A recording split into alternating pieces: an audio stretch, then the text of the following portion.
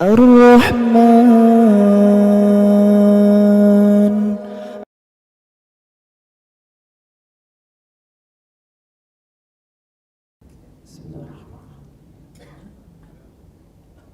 Assalamualaikum warahmatullahi wabarakatuh.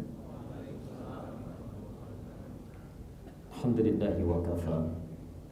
Assalatu wassalamu ala rasulillahil mustafa wa ala alihi wa sahbihi wa man wafa.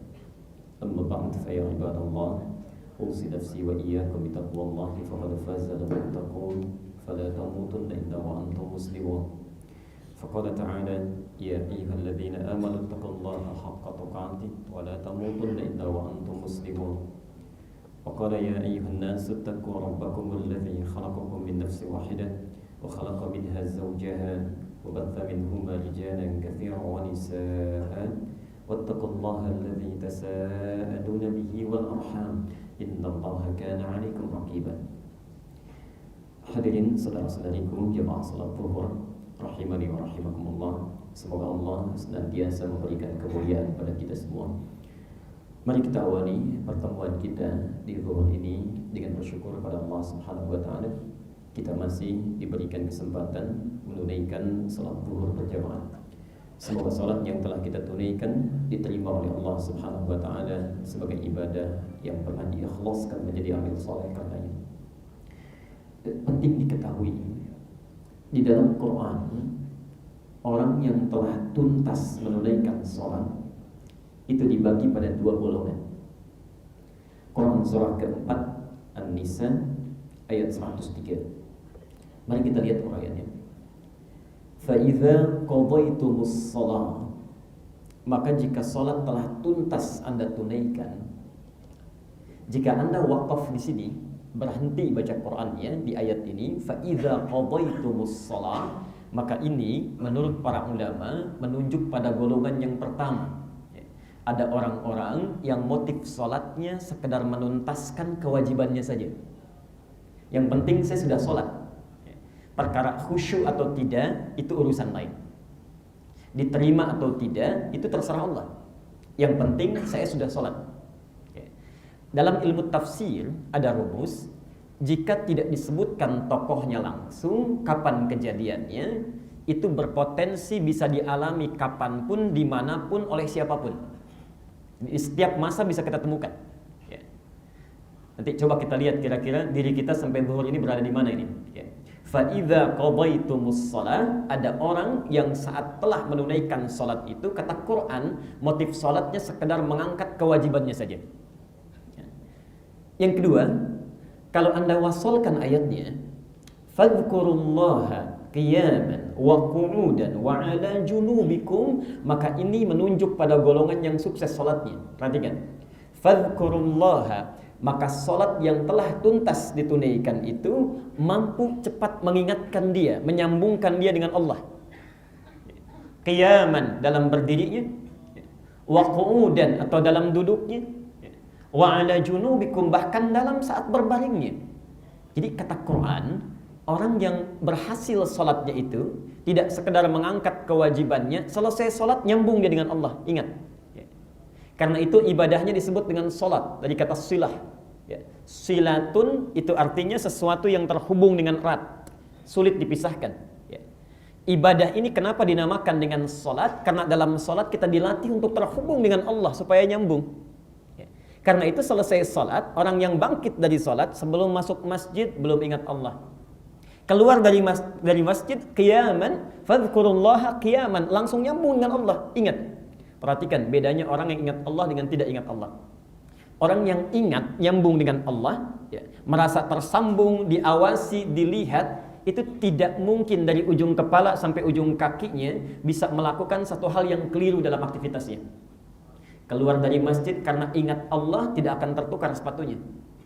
Karena ingat, tahu dia, ya, takut kalau langkahnya ketika melangkah salah langkah Allah tidak suka, karena dia merasa sedang dilihat oleh Allah, nyambung. Ya. Begitu melihat sesuatu, ya, saat yang dilihat tidak sesuai dengan keinginan Allah, dia ingat. Ya. Quran surah ke-24 ayat 30. Wa qul lil mu'minina an yaghuddu min absarihim. Katakan Muhammad pada orang beriman supaya dia menjaga pandangannya. Dia takut kalau dia melihat sesuatu yang Allah enggak suka, dia ingat. Kembali ke kantor, ada proyek yang tidak jelas, diminta tanda tangan. Kalau ingat Allah, tangan tidak akan bergerak. Sulit karena takut ya, menandatangani sesuatu yang Allah tidak suka, dia ingat. Maka dalam duduknya saat mau minum, dia ingat bismillah, dia minum. Bukan sekedar bismillah, tapi dia ingat apakah minuman ini disukai oleh Allah atau tidak, dihalalkan atau tidak, itu yang ingat. Bahkan saat berbaring pun dia ingat dengan Allah Subhanahu wa taala. Poinnya, Bapak Ibu sekalian, mari kita lihat orang-orang yang ingat dengan Allah dalam hidupnya, maka dia akan langsung diingat oleh Allah dalam kehidupannya. Quran surah kedua Al-Baqarah ayat 152. Mari kita lihat. Fadhkuruni, kata Allah, azkurkum. Fadhkuruni, Anda ingat kepada saya, kata Allah, azkurkum, maka saya pun akan ingat dengan kalian. Yang paling menarik, kalau kita sudah diingat oleh Allah, maka Quran memberikan jaminan, ini inti bahasan kita, Quran memberikan jaminan akan diberikan 5 keutamaan yang tidak akan pernah diberikan pada orang yang tidak ingat dengan Allah. Kalau kita tarik ke sholat ya, maka orang yang sholatnya benar itu sesuai dengan keinginan Quran dan sunnah Rasulullah akan dijamin oleh Quran langsung mendapatkan 5 hal yang tidak akan pernah diberikan pada orang yang tidak sholat atau orang yang sholat tapi sholatnya tidak sesuai dengan keinginan Quran dan sunnah. Nanti kita akan cek kira-kira sampai dengan zuhur ini kita berada di posisi yang mana. Satu, saya akan percepat. Quran menjamin orang yang sholatnya benar, maka pertama Allah akan berikan ya, Quran surah ke-29 ayat ke-45. Kata Al-Quran, orang yang sholatnya benar sesuai dengan tuntunan Quran dan sunnah dijamin pasti memiliki kepribadian yang baik, pasti jadi orang baik. Singkatnya, kalau sholatnya benar pasti baik. Mari kita lihat ayatnya. Innas sholata tanha anil fahsya wal munkar. Boleh minta bantuan whiteboardnya sebentar, saya mau berikan gambaran. Jazakallah khair. Kayaknya agak terlalu jauh kalau saya menulis sampai sana. Mohon izin ya, jazakallah khair. Terima kasih banyak. Sekarang saya sedikit berikan ilmu dulu ya.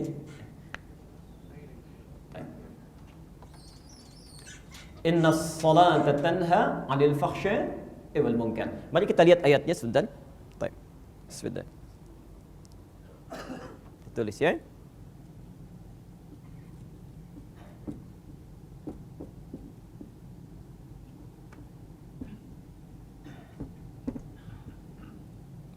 Baik.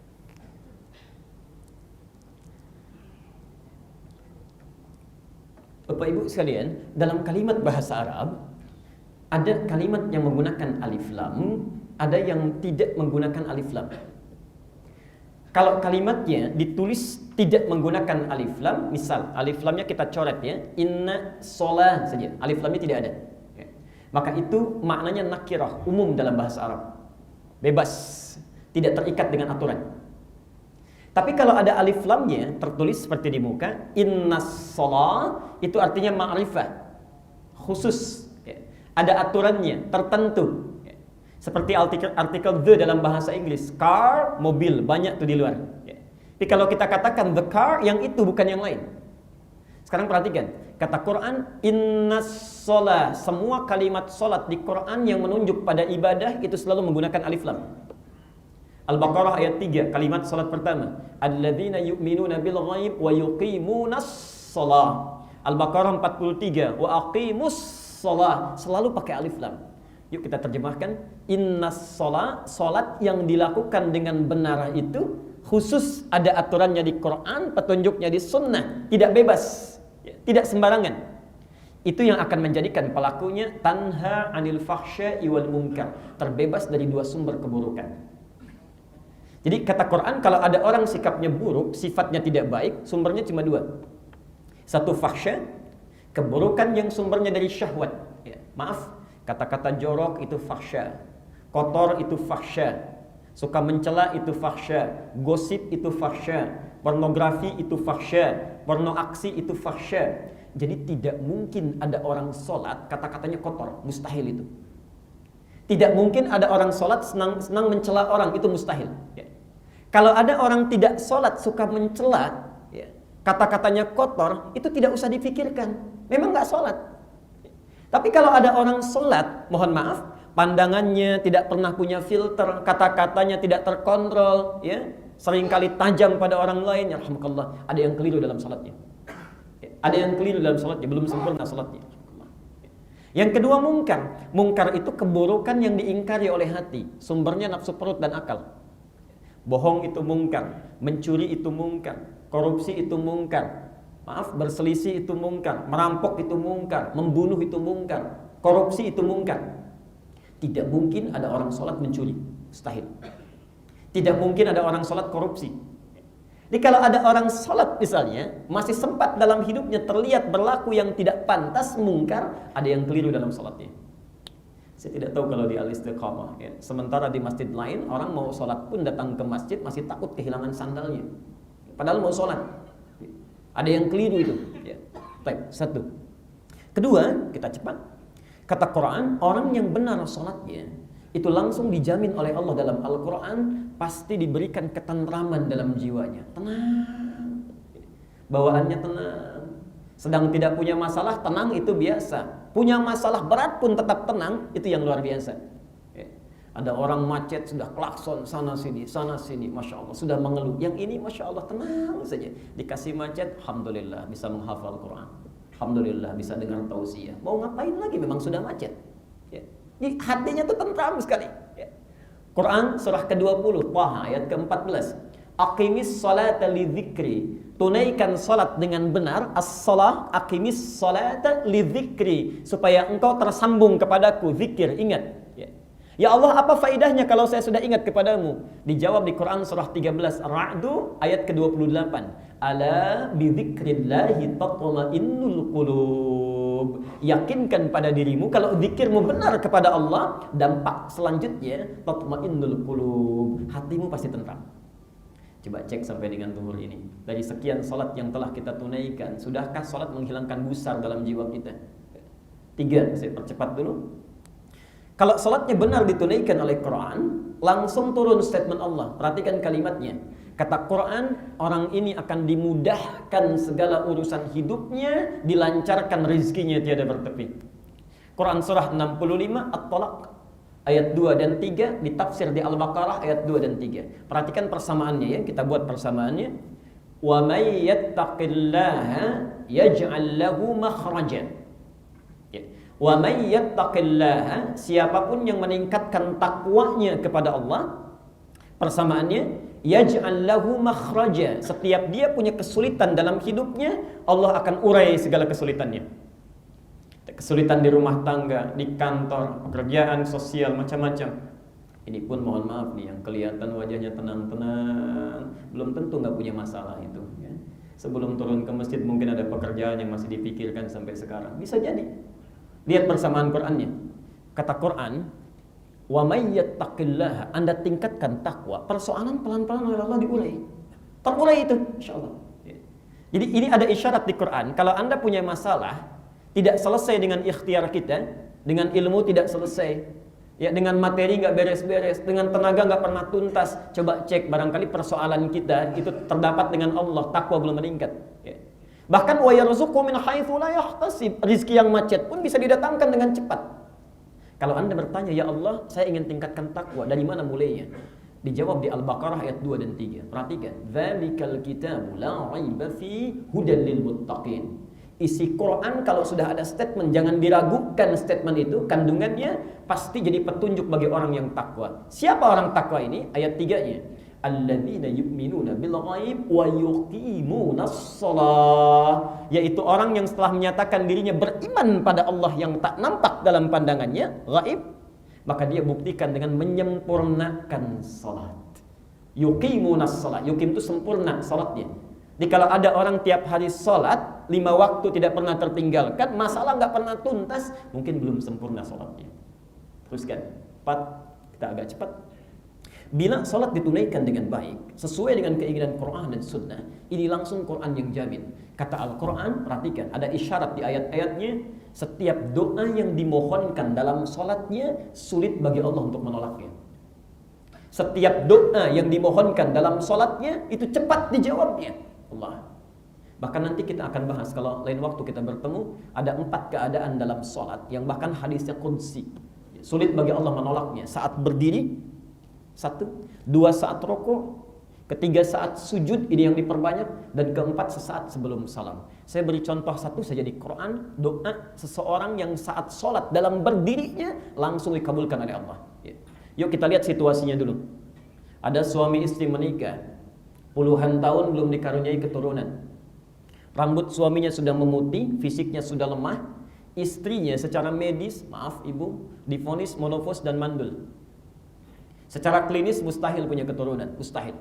Tapi perhatikan, suaminya langsung berdiri di mihrabnya, menunaikan salat, memohon kepada Allah. Diabadikan di Quran surah ketiga Ali Imran ayat 38 sampai 39. Mari kita lihat ayatnya.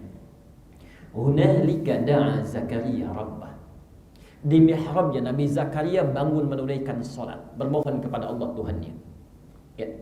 Qala rabbi habli min ladunka dzurriyyatan thayyibah. Dalam salatnya berdoa kepada Allah, ya Allah, hamba sudah ikhtiar semampu hamba untuk memiliki keturunan. Semua hand up mengatakan tak mungkin. Hamba minta kepadamu saja yang tidak ada batasan. Innaka sami'ud du'a, pasti engkau dengar doa hamba.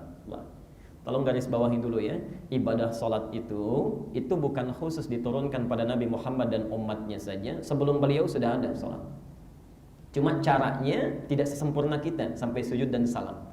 Ya, kita menutup dengan sempurna. Dulu sudah ada salat. Ya, Nabi Isa salat, Quran surah 19 Maryam ayat 31. Nabi Musa salat, ya, Quran misalnya surah Al-Maidah ayat ke-12. Banyak. Semua sudah salat. Ya. Jadi kalau diurut dari Nabi Muhammad sampai Nabi Adam alaihissalam itu sudah ada salat. Sudah ada. Cuma caranya tidak sesempurna kita. Jadi kalau kita urutkan Muhammad bin Abdullah bin Abdul Muttalib bin Hashim bin Abdul Manaf bin Qusay bin Murrah bin Kilab bin Ka'ab bin Ghalib bin Fihr bin Malik bin Nadar bin Kinanah bin Khuzaimah bin Mudrikah bin Ilyas alaihissalam bin Nizar bin Mudar bin Ma'ad bin Adnan bin Adni bin Adi bin Muqawwam bin Nahur bin Tarikh bin Ya'rub bin Yasjub bin Nabit bin Ibrahim alaihissalam bin Ismail alaihissalam bin Ibrahim alaihissalam bin Adhar bin Nahur bin Abir bin Kinan bin Arfakhshad bin Sam bin Nuh alaihissalam bin Mihlail bin Matushadah bin Kinan bin Anwas bin This bin Adam alaihissalam. Ini dari Nabi Muhammad SAW sampai Nabi Adam sudah ada salat, cuma syariatnya, caranya berbeda dengan kita. Di sini Nabi Zakaria sedang salat. Apa buktinya? Ayat 39-nya. Perhatikan kalimatnya. Begitu beliau meminta dalam berdirinya, tiba-tiba selesai doanya, salatnya belum selesai. Turun malaikat. Fanadathul malaikatu wa huwa qa'imun yusalli fil mihrab. Tiba-tiba kata Quran, selesai beliau berdoa, belum selesai salatnya, masih berdiri dalam salatnya, langsung turun malaikat. Ya. Hurufnya menggunakan fa. Di Quran itu ada fa, ada wawu, ada thumma. Itu berbeda. Kalau pakai wawu, misal, zahaba Muhammadun ila jami'il istiqamah wa Ahmad. Muhammad pergi ke masjid istiqamah dan Ahmad pakai wawu. Itu artinya Muhammad pergi, Ahmad nyusul. Mungkin 5 menit kemudian. Kalau pakai thumma, jaraknya agak jauh. Mungkin 30 menit kemudian. Tapi kalau menggunakan fa, itu harfu aqfin bila hudud. Huruf pengikat tanpa jeda. Jadi begitu Muhammad pergi, Ahmad pun langsung.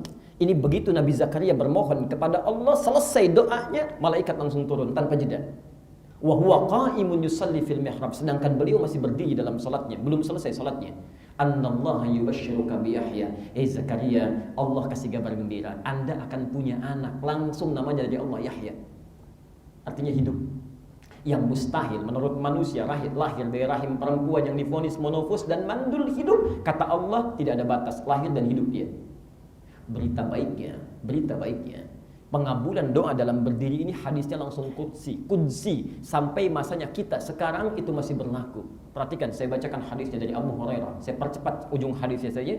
Idza qala al-'abdu, kalau seorang hamba saat berdirinya dalam sholat, kemudian dia membaca iyyaka na'budu wa iyyaka nasta'in, ya Allah, sekarang hamba ibadah sholat hamba hanya tujukan kepadamu, dan sekarang hamba punya persoalan, hamba hanya mohonkan kepadamu.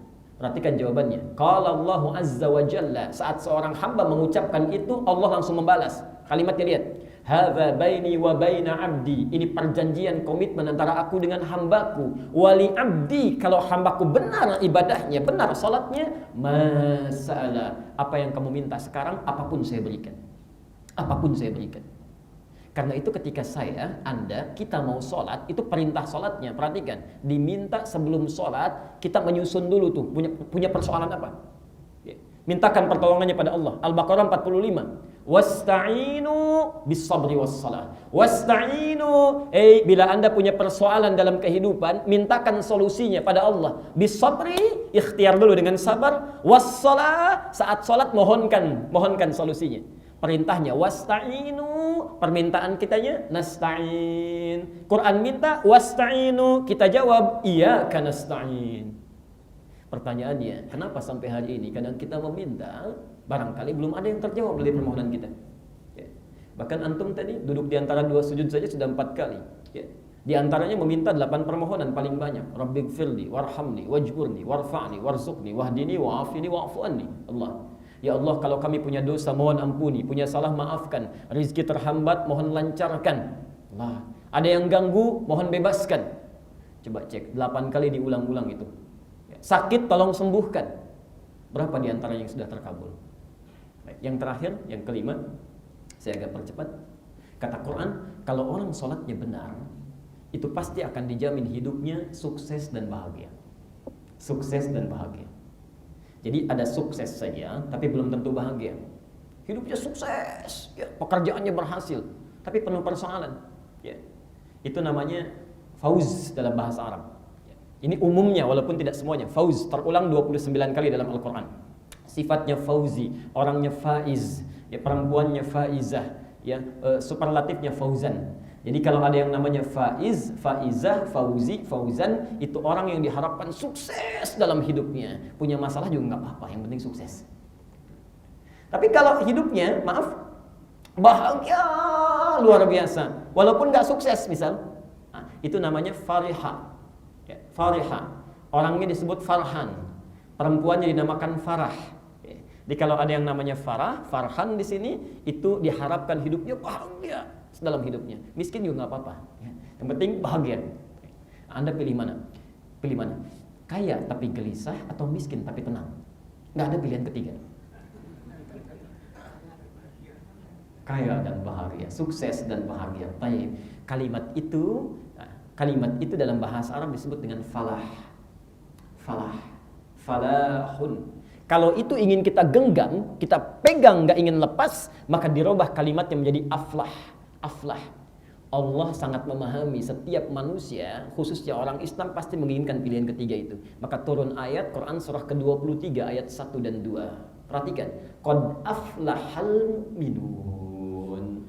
Orang beriman kalau benar imannya, pasti dia menggenggam kesuksesan dan kebahagiaan dalam hidupnya. Apa ciri pertamanya? Ayat keduanya, alladzina hum fi shalatihim khashi'un, yang dia dalam salat selalu khusyuk menunaikannya. Nanti saya akan ceritakan di akhir kalau masih ada masa, seorang sahabat yang cuma modal pakaian, begitu dilatih salat oleh Nabi, setahun di Madinah dia orang paling kaya nomor 1 di Madinah, mempraktekkan nilai salatnya. Allah. Bapak Ibu sekalian, saking pentingnya yang kelima ini, itu diulang-ulang 5 kali dalam sehari diingatkan pada kita. Coba cek dalam azan, setelah hayya 'alas shalah apa? Hayya 'alal falah. Ayo Anda sholat, kalau belum bahagia mintakan kepada Allah. Ya. Ada masalah dalam pekerjaan, dalam kehidupan, mohonkan. Allah berikan, Allah tunggu itu. Nah, sekarang, ayo kita evaluasi dulu. Sholat yang telah kita tunaikan sampai zuhur ini dengan ba'diyahnya, berapa dari 5 ini yang sudah kita raih? Apakah seluruhnya sudah diraih? Alhamdulillah. Atau jangan-jangan ada orang sholat di antara kita masih gemar melakukan fahsya dan mungkar. Hidupnya tidak tenteram, persoalan selalu datang. Ya, doa jarang terkabul. Apa yang salah? Maka perhatikan jawabannya. Kata Quran, kita akan selalu bersama Quran dan Sunnah. Perhatikan, kata Al-Quran, bila ada orang sholat dalam hidupnya belum meraih 1 di antara 5 ini, penyebabnya bisa kemungkinan 1 di antara 2. Satu, maaf, kata Quran kebanyakan orang sholat tidak khusyuk dalam sholatnya. Al-Baqarah 45 sampai 46. Yang kedua, maaf ya, ini halus sekali bahasa Qurannya. Kata Al-Quran diisyaratkan dalam Quran surah 29 di awal ayat ke-45-nya, mohon maaf, kebanyakan orang sholat tidak paham, tidak mengerti apa yang dibaca dan dilakukan dalam sholatnya. Kebanyakan orang sholat tidak paham, tidak mengerti apa yang dibaca dan dilakukan dalam sholatnya. Coba cek sholat kita ya, sampai dengan barusan terakhir. Ribuan kali ruku, ribuan kali sujud, berapa persen bacaan sholat yang sudah kita pahami? Jangan-jangan Anda ruku tapi nggak ngerti yang dibaca dalam ruku. Kita sujud nggak paham yang dibaca dalam sujud. Bagaimana bisa khusyuk sholat kita kalau nggak ngerti yang dilakukan? Ya. Karena itulah dalam hal sholat ini inti pelajaran kita. Nabi saking ketatnya tentang sholat ini bukan cuma persoalan fikih, bukan cuma benar dari takbir sampai salam. Nabi ingin memastikan setiap umatnya yang sholat dapat 5 keutamaan tadi. Karena itulah satu-satunya ibadah yang sangat ketat ikatannya cuma sholat. Al-Bukhari nomor hadis 631. Perhatikan kalimatnya. Shollu kama ra'aitumuni usalli. Sholatlah kalian, tapi sebelum sholat jangan sembarangan sholat. Pastikan sholat Anda, kata Nabi, persis melihat saya seperti saya sholat. Saking inginnya Nabi sholat kita benar, paham yang kita lakukan dan kita bacakan, please, awas, please, ini yang paling penting, mendapatkan 5 keutamaan yang dijanjikan. Jadi kalau kita mau sholat, teori sederhananya, sebelum dilakukan, tanya dulu pada Nabi, lihat bagaimana beliau sholat. Nah, disinilah teori kita akan mulai dibahas. Jadi landasannya dari sini, kita akan belajar bagaimana sih sifat sholat Nabi SAW. Jadi yang tadi baru muqaddimah, ini kita baru mulai. Masih ada waktu? Oh, masih sampai jam berapa kita? Oh, jam 2. Sampai jam 1. Baik, sekarang kita mulai pada intinya, nanti kita akan lebih banyak praktek ya. Jadi Bapak Ibu sekalian, yuk kita bawa dulu suasananya. Kalau kita ingin belajar tentang sholat, ya, petunjuk hadisnya sebelum dilakukan, bertanya dulu, lihat dulu Nabi. Sekarang persoalannya, ada nggak di antara kita yang lihat Nabi? Atau hidup sezaman dengan Nabi barangkali? Tidak ada. Mimpi pun belum tentu ketemu Nabi. Maka kita harus melihat kepada orang yang pernah melihat Nabi sholat, lalu menyampaikan kepada orang-orang setelahnya. Ada orang sholat di belakang Nabi, sahabat, sampaikan lagi kepada orang setelahnya. Sampaikan lagi, sampai kepada kita. Kalimat petunjuk yang sampai disebut dengan hadis, tata caranya disebut dengan sunnah. Maka demikian kita akan belajar. Yuk kita bertanya dulu, ya, sebelum kita mulai. Ya Rasulullah, kami sudah mau sholat ini, ingin mendapatkan 5 tadi. Bagaimana caranya? Maka kita runtut dalil-dalilnya dulu. Kita tanya pada yang pernah mendapatkan keterangannya. Kita punya mic yang ini. Baik.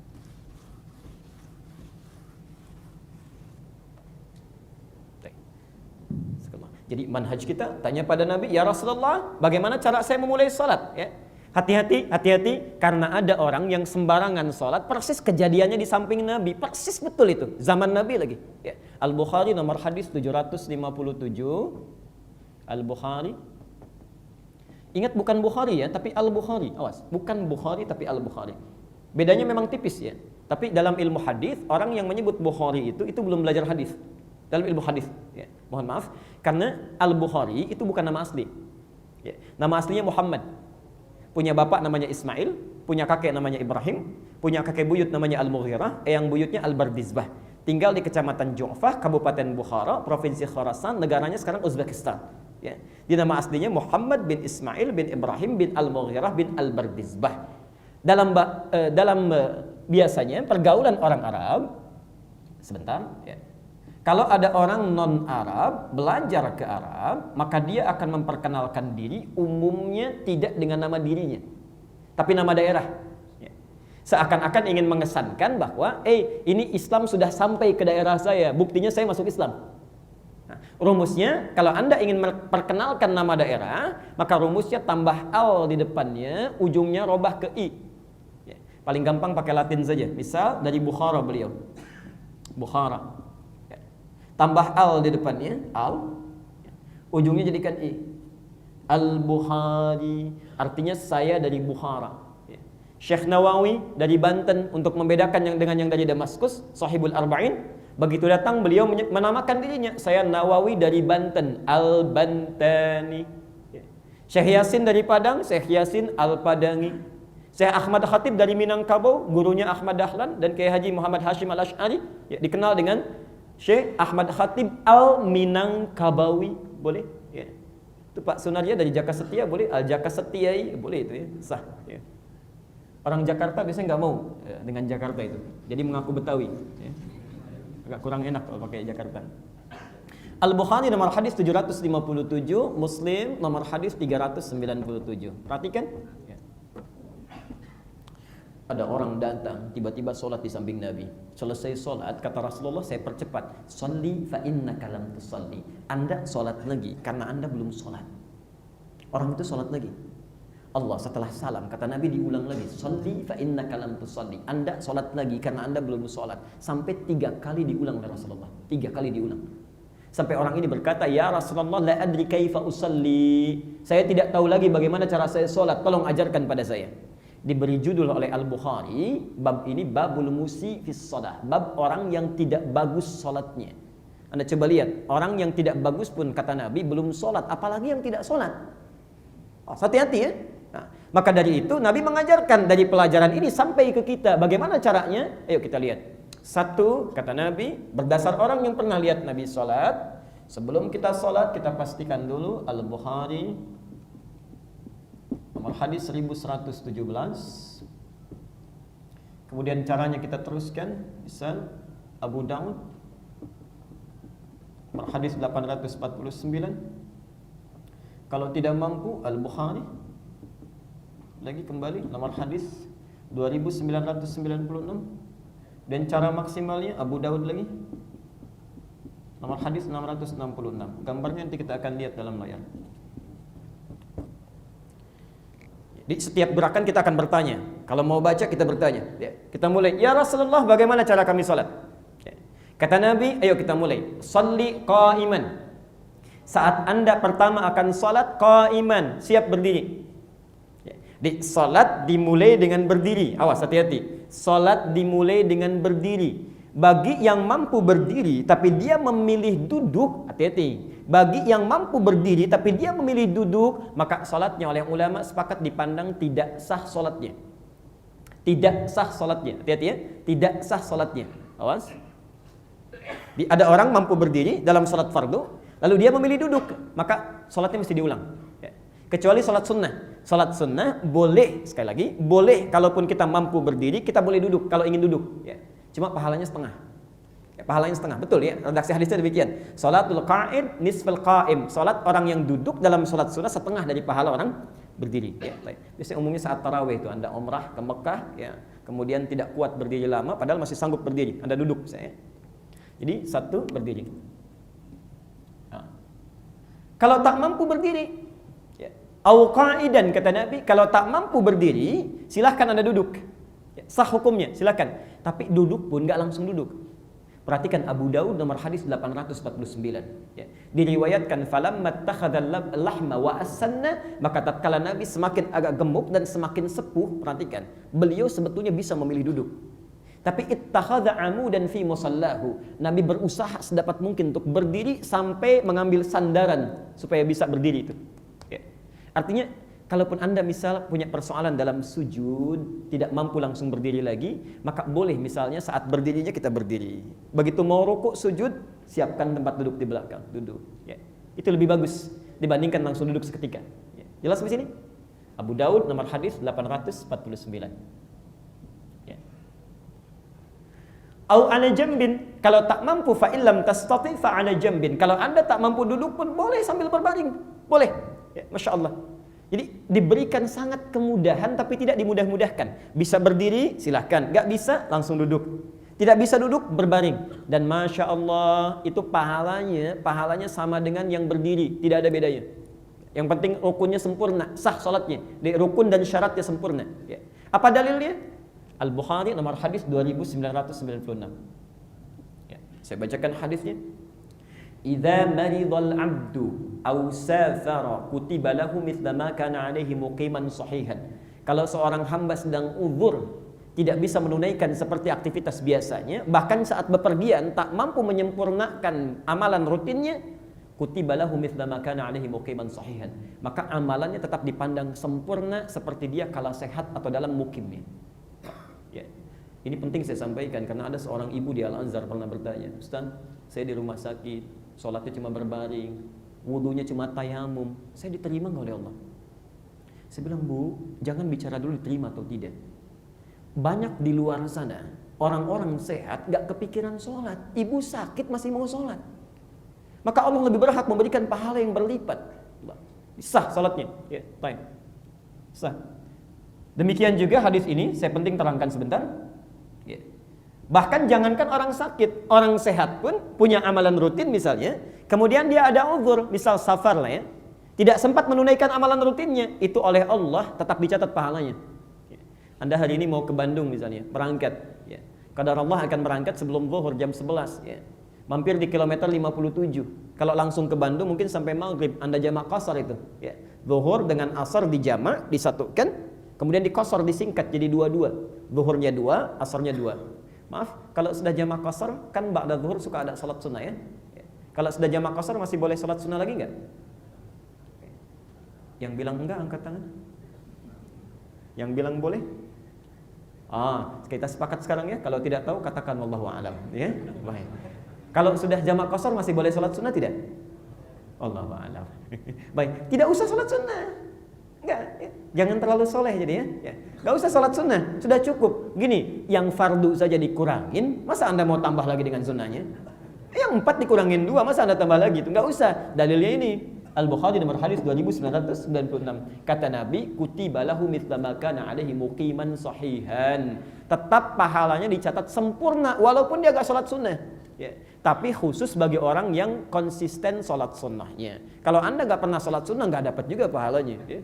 Alhamdulillah kami dapat pahala. Oh enggak kalau Anda enggak biasa salat. Ya. Nah sekarang, ayo kita bahas. Terakhir kita berhenti di sini. Ya Rasulullah, kami sudah siap berdiri. Kalau kata Nabi berdiri, ya. Kita bertanya lagi, bagaimana cara berdirinya? Baik. Kan macam-macam ini ya. Ada yang kakinya begini mungkin, ya. Ada yang lebar begini, ada yang berdirinya begini, badannya kanan, badannya kiri. Bagaimana ya Rasulullah? Maka dirinci oleh Nabi, hadis riwayat Abu Daud nomor hadis 666. Ya, kita sekarang masuk ke layar. Baik. Mari saya bacakan dulu hadisnya, kemudian kita coba lihat gambaran Rasulullah. Baik, kita geser sedikit ya. Insya Allah sudah nggak dipakai. Mari kita perhatikan kata Nabi sallallahu alaihi wasallam, istaqimu. Boleh di sebelah sini, jazakallah. Hadis Muslim nomor hadis 1893. Man dalla ala khairin, siapa yang menunjukkan, membantu, memfasilitasi pada kebaikan, falahu ajruhu mithla ajri fa'ilihi, maka dia akan dapat pahala yang sama dengan yang menggunakan kebaikan itu. Min ghairi an yanqusa min ajri syai', tanpa dikurangi sedikit pun. Mudah-mudahan yang dorong papan tulisnya, yang ngapus ya, itu sama pahalanya dengan yang nerangkan. Tidak cukup dengan amin, nanti dorong dulu ya. Ya, lihat sini, antum amin-amin sampai kiamat kurang 2 hari, kalau nggak dikerjakan nggak akan dapat itu. Ayo lihat sini. Kata Nabi, istaqimu. Saya mulai dari istaqimu dulu. Istaqimu itu artinya, perhatikan, badan tegak. Ya, dalam bahasa Arab, qomah itu tegak, tidak miring kanan, nggak miring kiri, posisi tegak. Pelan-pelan. Itu istaqimu namanya, qomah. Ya. Adapun posisi kaki, perhatikan. Dalam hadis yang tunggal sifatnya, Nabi tidak merinci. Apakah kakinya ini mesti misalnya, mohon maaf, begini sifatnya? Ya. Jadi depannya itu keluar, terbuka, ya. Dalamnya ke dalam, tumitnya, itu nggak dirinci. Ya. Atau kalau lurus begini, belum ada keterangan dalam kalimat yang pertama ini. Ya. Jadi ini menunjuk kesan bahwa kalau Anda sholat sendirian, munfarid, ya, sepanjang badannya tegak, kemudian tsumastaqbilul qiblah, menghadap ke arah kiblat, itu sudah sah secara hukum. Misal, saya sholat sendirian begini, saya menghadap kiblat. Ya. Posisi kakinya misalnya terbuka begini, ya, terbuka. Kemudian, maaf, baik itu terbuka ataupun lurus begini, yang penting menghadap kiblat sudah sah. Ya. Tapi yang Anda penting perhatikan, istaqimu, tegak badan. Ya. Kemudian istau, nah ini bagian keduanya. Istau berada posisi kaki lebarnya seimbang. Ya. Dalam bahasa Arab kalimat istau itu punya dua arti. Keseimbangan ini sejajar dengan bahu, turun ke bawah.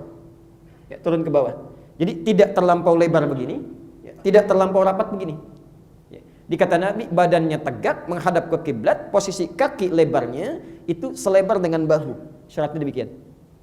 Bagaimana taunya selebar dengan bahu? Menafsirkan kalimat tadi, teruskan hadisnya. Hadhu bainal manakib. Ya. Jadikan engkau saat berdiri itu, ya, bahu-bahumu akan sejajar kalau istaunya benar. Kalau istaunya benar. Di posisi kaki yang pertama, lebar, tidak terlampau lebar begini, tidak terlampau rapat, kemudian ya, sejajar dengan bahunya. Ya. Dari atas kalau ditarik, ya, sejajar dengan bahu, turunkan ke bawah, kira-kira lebarnya seginilah kalau saya. Ya. Jelas di sini? Saya teruskan dulu. Karena kalimat ini menggunakan bentuk jama', istau, ya, kemudian istaqimu wa hadhu bainal manakib, maka menjadi berubah caranya. Saya tidak bawa laser pointer. Perhatikan. Istau, sejajar, terbuka lebar dan rapat. Rapat satu dengan yang lainnya. Nah, bagaimana cara rapatnya? Mari kita lihat praktek Nabinya. Ternyata saat Nabi meminta merapatkan, satu, kita lihat dulu. Lurus. Posisi rapatnya dalam keadaan lurus. Makanya sering diterjemahkan rapat dan luruskan. Tapi ternyata yang menarik, yang lurus itu bukan jemari bagian depan, tapi tumit bagian belakang. Nih. Kalau tumitnya diluruskan, konsekuensinya pasti bahunya akan sejajar. Yang tadi itu. Jadi kalau tumit Anda lurus, lebarnya sesuai, ini pasti akan sejajar bahunya dan akan rapat atasnya. Tapi sebaliknya, kalau kaki bagian depan yang dirapatkan, jemarinya yang lurus, jajar dengan karpet misalnya, mohon maaf, itu pasti bahunya akan bengkok itu, ya, tidak akan lurus, tidak akan sejajar. Ya. Karena posisi kaki, maaf, ya, kadang-kadang macam-macam ukurannya, ada yang 39, ada yang 41, misalnya, ada 40. Kalau antum luruskan bagian depannya yang di sini, itu bahunya otomatis akan bengkok. Ya. Karena itulah Nabi saking ketatnya dalam kalimat istau istaqimu ini, perhatikan, Rasulullah SAW sampai beliau jalan itu. Pertama bikin garis pakai pedang. Ini saya ilustrasikan. Ya. Nabi membuat garis pakai pedang, digaris oleh beliau. Lalu sahabat diminta berdiri lurus di situ. Ya. Tapi ini jangan dibaca tekstual ya. Anda jadi imam bawa pedang dulu misalnya digaris begini, tidak. Maksudnya itu kalau belum ada garisnya. Kalau di sini sudah ada garisnya di karpet, maka tinggal menyesuaikan. Ini sudah ada garis nih. Ya. Ini bukan jemari yang diluruskan di depan, bukan. Tumit yang diluruskan di garis bagian belakangnya. Ya. Jelas sampai sini? Selanjutnya saya percepat, posisi lebar kaki yang arahnya tadinya begini, ya. Kata para ulama, kalau ini kemudian kita rapatkan kaki bagian depan posisi seperti ini, maka dua hal akan terjadi. Ya. Yang pertama, kemungkinan bahu kurang rapat. Ya. Padahal Nabi meminta di hadis lain untuk merapatkan. Al-Bukhari nomor hadis 618. Ya. Perhatikan kata Nabi ya, saya percepat saja. Apabila seseorang berada dalam solatnya, maka setan akan masuk ke celah-celah dalam solatnya. Fayaqulu, maka dia kemudian akan berkata, perhatikan kata setan, uzkur kada, ingat ini, ingat itu. Makanya Anda jangan kaget kalau setelah takbir misalnya Allahu Akbar, yang tidak diingat bisa masuk kepala kita. Yang lupa bisa jadi ingat, yang ingat jadi lupa, bisa terjadi itu. Tadinya nggak mikir, tapi ketika kita bertakbir Allahu Akbar itu masuk semua. Ya. Tadi apa yang belum ditandatangan, kunci mobil ada di mana, arisan belum dapat tanggal berapa, semua masuk. Ya. Ujung hadisnya perhatikan, hatta la yash'ural musalli kam raka'atan yusalli, sampai orang sholat tidak sadar berapa rakaat sedang menunaikan sholatnya. Hadisnya sahih. Ya, saya belum tanya sudah pada ngangguk, berarti pengalaman itu. Karena itu, perhatikan, saya teruskan. Karena itu posisi kaki diatur lagi di ujung hadis. Abu Daud nomor hadis 666. Lihat ujung hadisnya. Wala tadharu furjatin lisyaitan. Kalau Anda sudah bagus berdirinya, siap merapatkan, ini sudah diluruskan, kata Nabi, lurusnya kaki kita dan bahu itu jangan biarkan ada celah kecil setan masuk. Ingat ya, ada halal, ada furjat, itu lain. Kalau halal itu longgar begini. Kalau furjat itu ditempelkan tapi masih ada celah. Sekarang saya tunjukkan misal. Afwan, bisa cepat saja ke depan.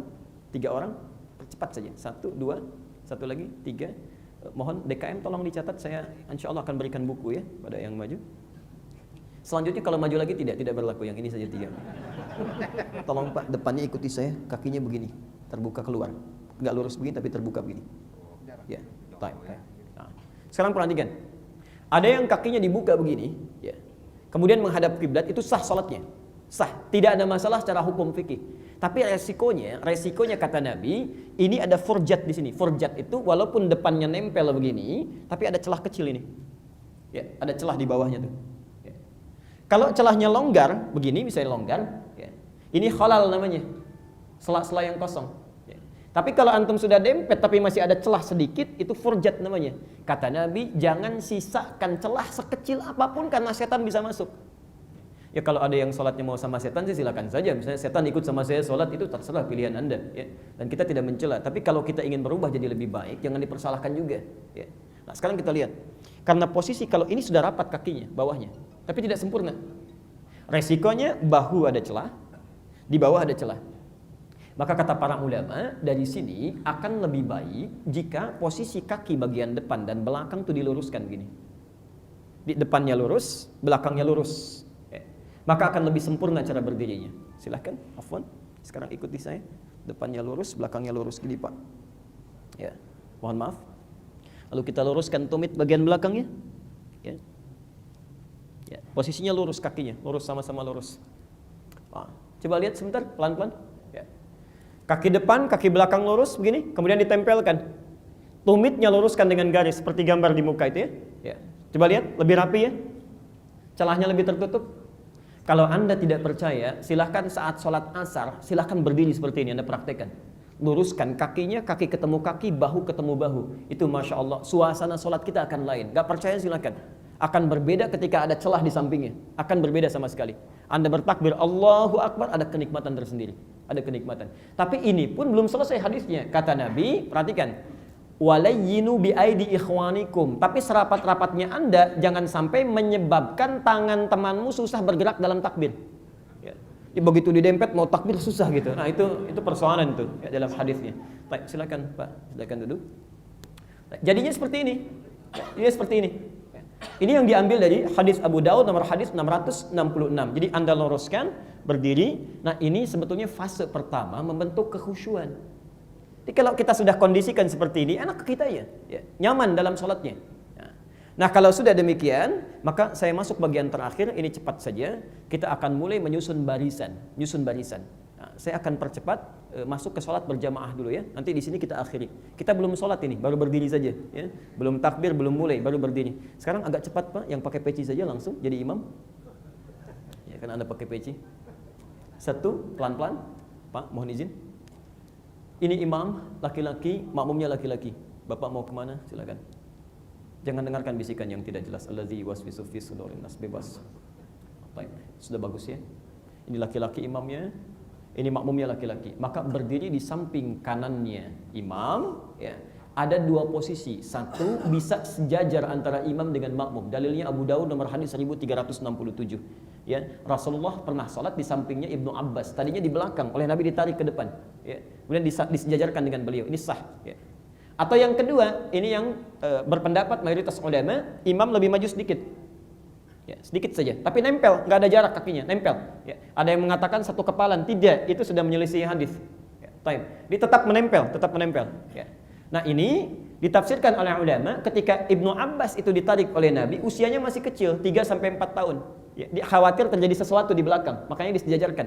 Ya. Dalam sholat yang normal ada sebagian yang kemudian menafsirkan demikian. Ya, jadi satu lebih maju, makmum lebih mundur. Dua-duanya sah karena sesuai dengan nilai hadis. Ya.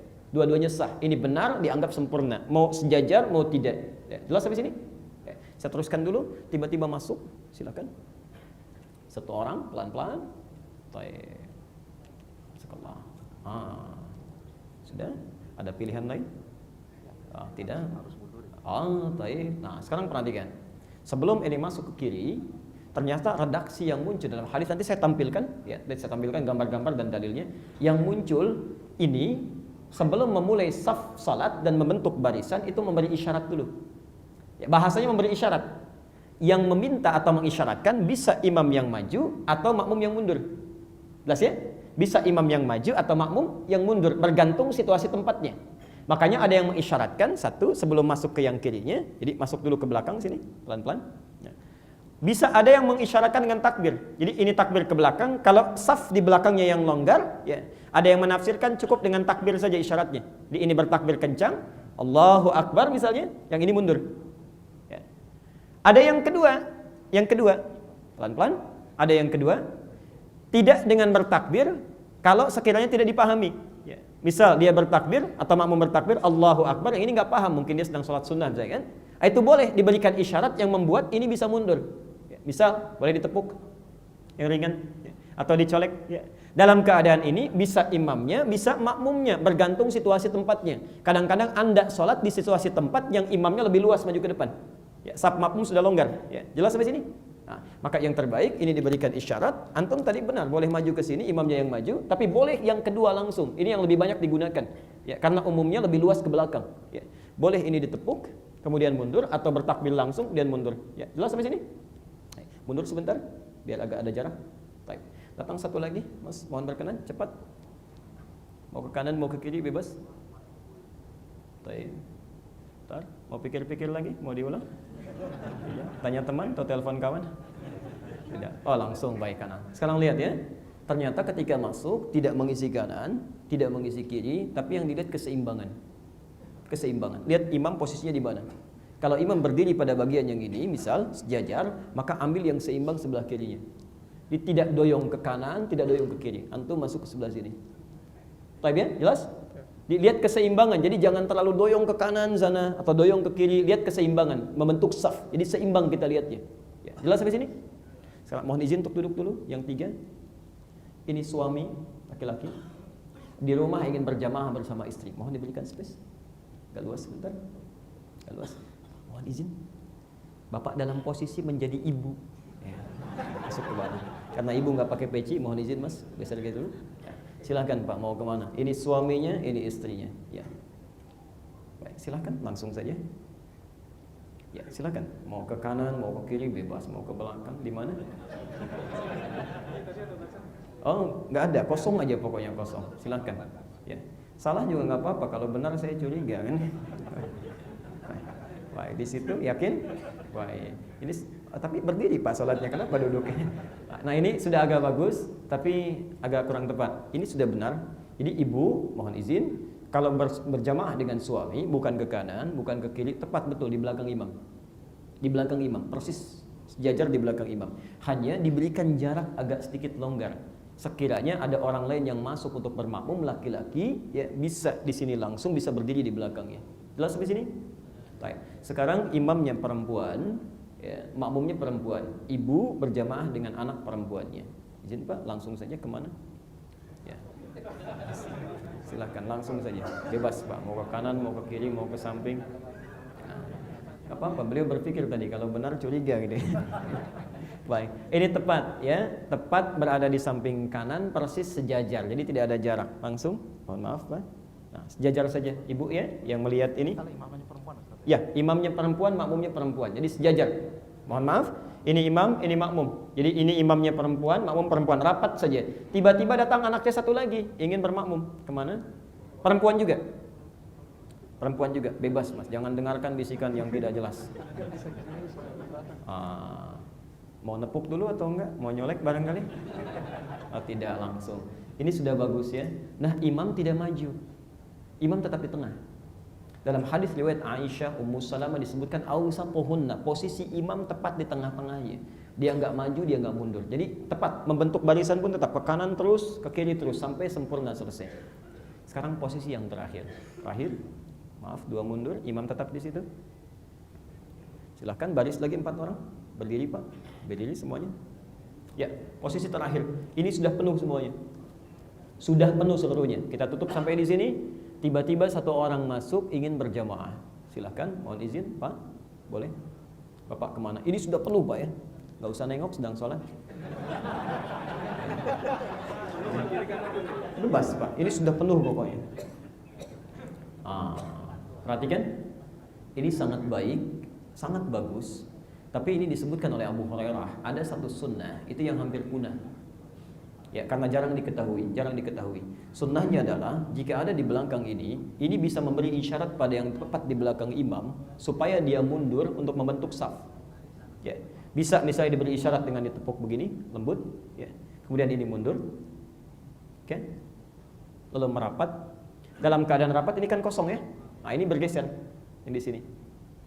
Nanti kan membentuk kosong satu di sana ya. Nah, begitu masuk satu orang masuk ke sana. Ini terbentuk saf. Tapi ini hanya boleh dipraktekkan jika jamaah di masjid tersebut sudah paham dengan hukum ini. Ya. Kalau belum, Anda jangan maksa sampai narik-narik nggak tahu sunnah katanya, nggak boleh. Ya. Pernah terjadi di Tajikistan, itu tahu, tapi jangan dipakai main-main dan jangan dipraktekkan. Ya. Itu pernah begitu mau sholat sendirian ditepuk, ini beri isyarat. Begitu ini mundur, ya, dia yang maju ke depan begini. Okay. Nah, itu persoalan yang tidak juga. Awas ya, hati-hati, resikonya tinggi. Ya, resikonya tinggi. Bisa ngomong, silakan. Terima kasih banyak, Pak, silakan. Baik. Oh, ini posisinya sudah terangkan. Ini ada gambarnya di atas, di bawahnya ada dalilnya, kemudian terjemahannya. Dan pas waktu kita saya kira berakhir sampai di sini. Bapak Ibu sekalian, kita belum sholat, kita baru berdiri, ya, belum takbir, belum macam-macam. Jadi, tapi karena waktunya sudah habis, Anda punya kewajiban untuk bekerja dan tidak boleh saya ambil juga, ya. Karena itu, jelas pertanyaan saya, maaf, jelas? Kalau jelas hukum Qur'annya tidak boleh bertanya, ya.